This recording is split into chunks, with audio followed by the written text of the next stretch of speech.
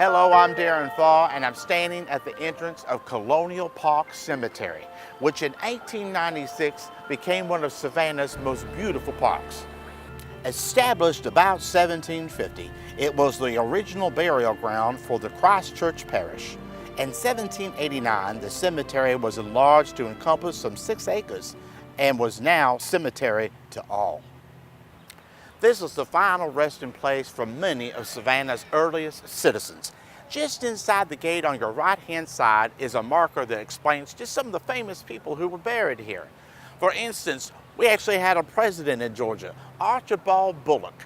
We also have Joseph Habersham of the Habersham House, and also Nathaniel Greene, whose body was actually moved and interred in Johnson Square.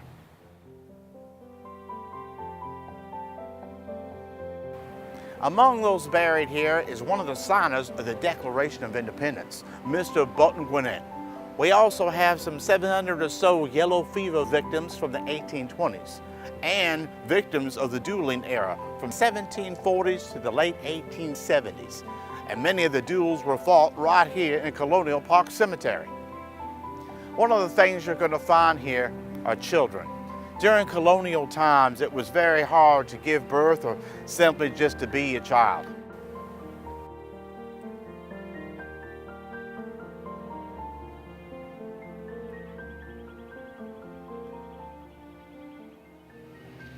They stopped burying people here before the Civil War, so you're not going to find any Confederate soldiers or generals here, but it does have a Civil War history.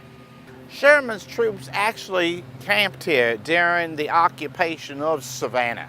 Now, they moved graves to the side and they desecrated the graves. They changed the dates on the grave, all of this just to demoralize citizens of Savannah. And it worked.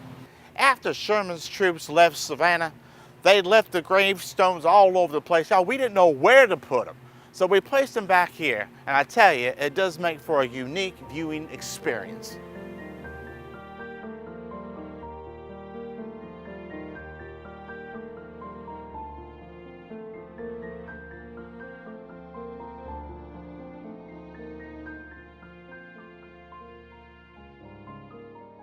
What I like to do is walk around the cemetery and read many of the inscriptions that are on these historic gravestones. The ones you can't read, I like to take a piece of tracing paper and some charcoal and do a rubbing. That way you get to see it a little bit clearer.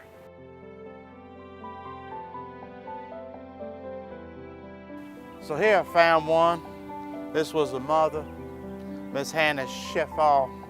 It says, "In thee we lose a friend sincere, a loving wife and mother dear.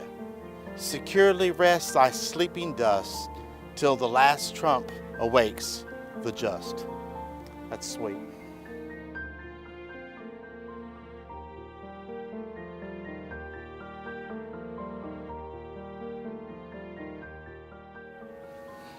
Here's one that kind of spoke to me. "The chilling blast of a misfortune never cooled the warmth of his generous heart." That says something to me about a Savannah.